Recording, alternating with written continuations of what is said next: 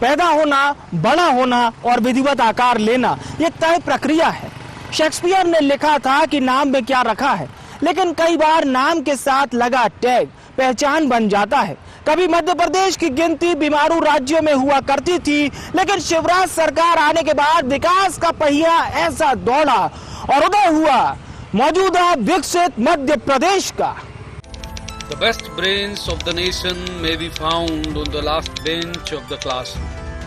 यानी देश का प्रतिभावान छात्र कई बार कक्षा की आखिरी बेंच पर पाया जा सकता। देश के पूर्व राष्ट्रपति डॉक्टर एपीजे अब्दुल कलाम का ये कोट मेरी कहानी को दर्शाता। एक वक्त था जब मैं विकास की पाठशाला में बैक बेंचर कहलाता। मेरे ऊपर बीमारू राज्य का टैग जो लगा हुआ, आज इसी टैग को मैंने शिक्षा, स्वास्थ्य, विकास, इंफ्रास्ट्रक्चर, अर्थव्यवस्था, स्वच्छता, लगभग सभी क्षेत्रों में बेहतरीन प्रदर्शन करके उखाड़ फेंका है। शिवराज सिंह चौहान के सीएम बनने के बाद कई ऐसे क्षेत्र भी हैं जिसमें मैं बाकी प्रदेशों के लिए रोल मॉडल बना। देश का सबसे स्वच्छ शहर इंदौर मेरी ही आर्थिक राजधानी है। देश भर से अधिकारी स्वच्छता की ट्यूशन लेने मेरे उसी शहर में आते हैं। एमबीबीएस की पढ़ाई हिंदी में शुरू कराने के बाद से पूरा देश मेरी ओर देख रहा है। ग्रामीण इलाकों के टैलेंटेड बच्चों को तराशने के इस नव विचार की हर कोई सराहना कर रहा है। और जहां तक शिवराज सरकार के इस ताजा निर्णय की बात करें तो ये नवाचार करने वाला पूरे देश में मध्य प्रदेश पहला राज्य है। और उसमें भी खुशी की बात यह है कि इसकी शुरुआत भी हर मामलों में नंबर 1 रहने वाले इंदौर से हुई है।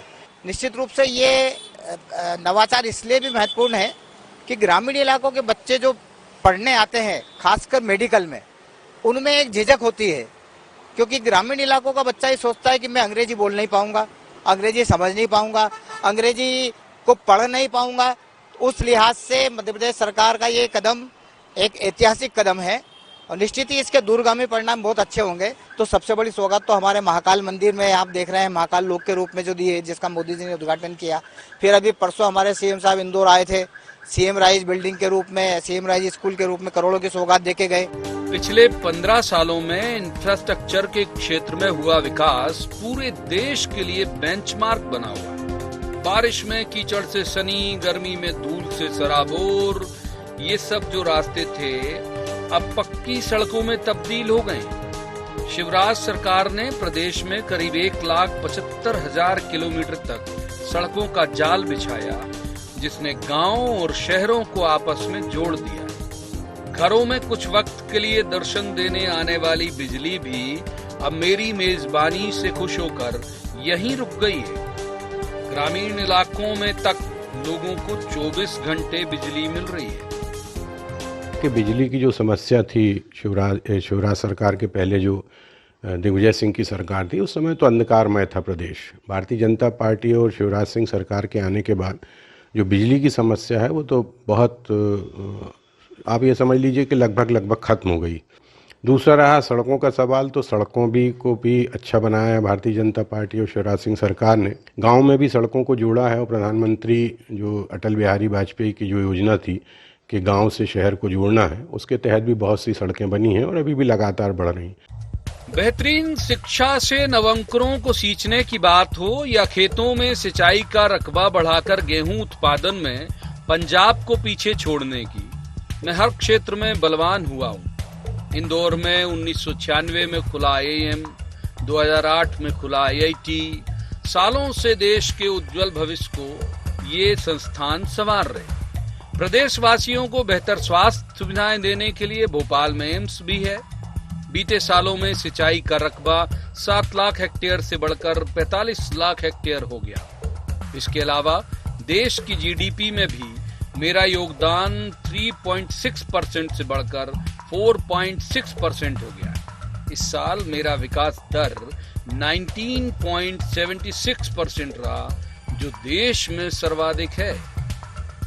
मध्य प्रदेश ने धीरे धीरे जो प्रगति की राह पकड़ी है, विशेषकर पिछले अपने 20 सालों की बात करें तो हर क्षेत्र में मध्य प्रदेश में काफ़ी तेज़ी से विकास हुआ है। अधोसंरचना विकास के साथ ही यहाँ तक सिंचाई विभाग जो आज किसानों के लिए सबसे ज़रूरी है, आज जब से शिवराज सिंह जी ने मध्य प्रदेश की कमान संभाली है तो उसके बाद से सिंचाई के क्षेत्र में तेज़ी से विकास हुआ है और उसके कारण ही मध्य प्रदेश की आज जो उत्पादन क्षमता है, विशेषकर गेहूं की बात करें तो पंजाब से भी आगे निकल गया है। मध्य प्रदेश की वर्तमान सरकार है, भाजपा सरकार, शिवराज जी सरकार का लक्ष्य है कि हर खेत को पानी पहुंचना जरूरी है। मध्य प्रदेश की सरकारी अस्पतालों की हालत बहुत ही बेहतर हो गई है, चाहे हर मशीनें हर जगह लग गई हैं, हर जगह डॉक्टर हो गए हैं। विशेषकर अभी सरकार ने प्रयास किया आदिवासी क्षेत्रों में भी जहाँ कहीं डॉक्टर नहीं थे वहाँ भी काफ़ी पद। तो ये थी मेरी गाथा।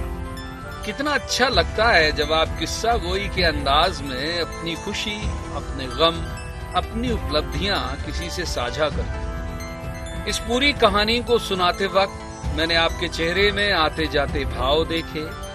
देखा कि आप कहीं भावुक हुए, कहीं मुस्कुराए, कहीं थोड़े गमगीन भी हुए और कहीं आप गर्व से भरे। ये संवाद आखिरी है ये नहीं कहूंगा, क्योंकि IND 24 संभव है कि फिर बने हमारे और आपके संवाद का जरिया। लेकिन फिलहाल तो मुझे दीजिए इजाजत।